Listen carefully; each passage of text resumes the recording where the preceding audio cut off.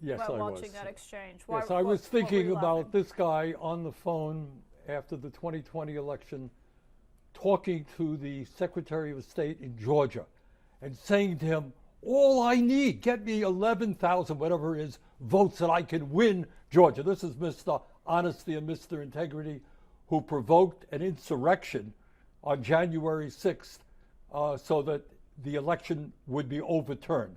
The idea that anyone would trust for 1 minute this guy running an honest election would be beyond comprehension. Not to mention that obviously he has not read the Constitution of the United States, which has states running elections, not the federal government. I think every place he listed, those are states he lost in 2020. What a shock.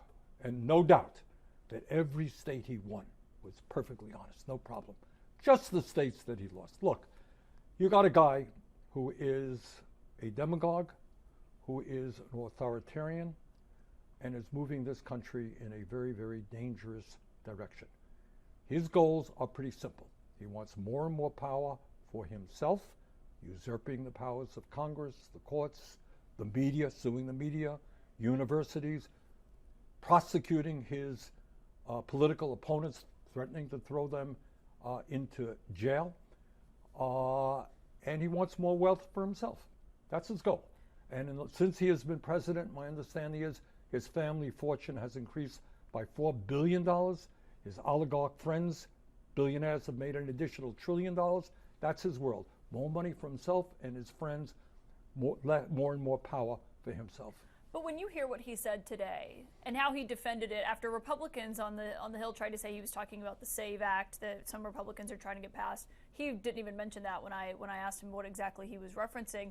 Does it raise concerns for you, given one, how Republicans who have lauded states' rights for decades, how they did not respond to that in the Oval Office? They were standing behind him, and also what it could mean for the midterms. Well, two things. One of the scarier elements of Trumpism is the degree that he has created a cult of the personality within the Republican Party. So many people see him as the great leader, and they're afraid to defy him. And if they do, and they occasionally do, he or Mr. Musk will say, we're going to spend zillions of dollars to destroy you in a primary. Your political career is over. So I think we are beginning to see, more Republicans having the courage to stand up to this authoritarianism, because the point you just made, I have heard on the floor of the Senate for years, Republicans say, we believe in small government, we hate big government, get the government off of our backs.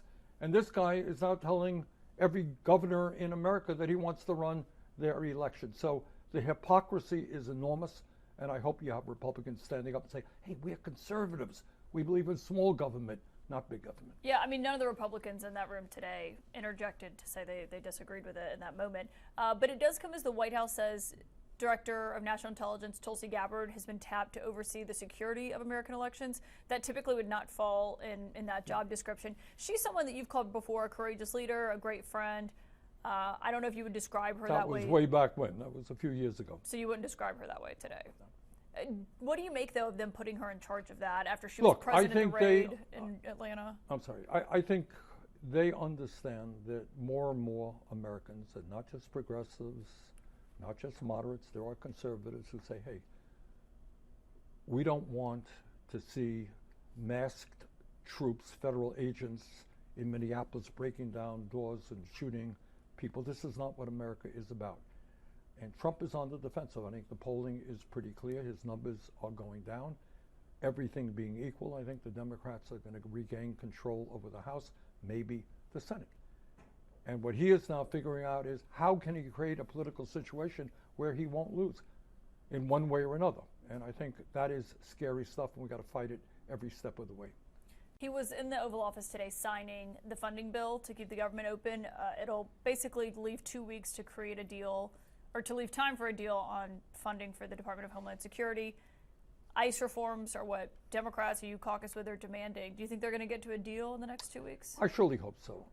I think the overwhelming majority of the American people are shocked by what they are seeing. This is the United States of America.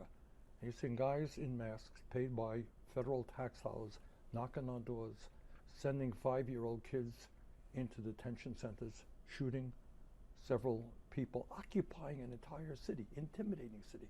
In fact, there was a Republican candidate for governor in Minnesota who dropped out of the race, and he said, you know, I can't defend what the Republican National Party is doing. You know, driving while Asian, driving while Latino is not unconstitutional. So the racism and the violence is extraordinary, and I think the American people are saying enough is enough. Does it reassure you at all that they are sending body cameras to these federal agents? That's just small, you know. Look, in my own view, and I brought forth an amendment, as you may know, the other day as part of that legislation. Yeah, you wanted to repeal the $75 billion. Exactly, over a 4-year period. I mean, they are now not immigration and customs enforcement. They are Trump's domestic army, extraordinarily well funded. And I was pleased that every Democrat voted with me, and we had 2 Republicans, got 49 votes to say, do away with that $75 billion over a 4-year period for ICE, and put that money, by the way, into Medicaid, where the big, beautiful bill threw 15 million people off of Medicaid. If that had gone through, though, I mean, what would that have looked like for immigration enforcement? They would have the same money that they had before. They had more than enough money. They got $10 billion a year. You questioned the director of the NIH today. He was before your committee. There was a moment that really stood out when you asked him a pretty simple question, and I want everyone to hear what he said to you.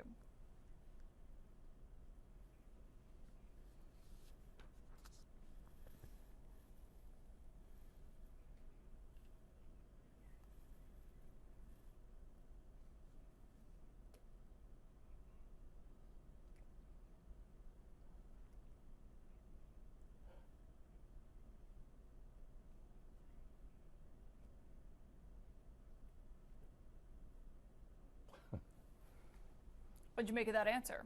Well, I appreciate his honesty. Vaccines do not cause autism. That's what the American Medical Association says. That's what every scientific study says. And unfortunately, we have a Secretary of Health and Human Services, Mr. Kennedy, who does not believe that. And that is a real tragedy. And we're looking at a measles epidemic right now. Many of the kids who are getting it are not vaccinated, and we got to turn that around. Yeah, it's really bad in South Carolina. Can I also ask you what you thought of the president and how he responded to our questions today about Jeffrey Epstein and what the survivors have said about the release and it being insufficient in their eyes? Well, these survivors have gone through hell. You know, their lives have been traumatized to a horrible degree. And they need to, all of the information that is possible should be coming out.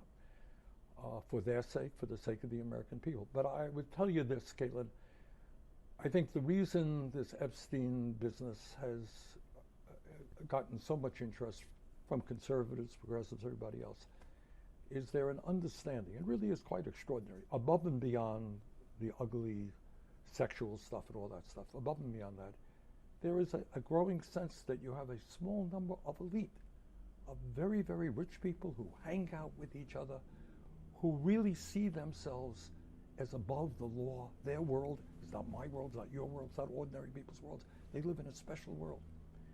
And I worry that what you're seeing now in our country today is you got oligarchs who have incredible money, they also live in a different world. And I think that is why the American people are responding, you know, so strongly. They go through a red light, they get stopped, they get fined. These guys do terrible things, that's okay. You're rich and you're powerful.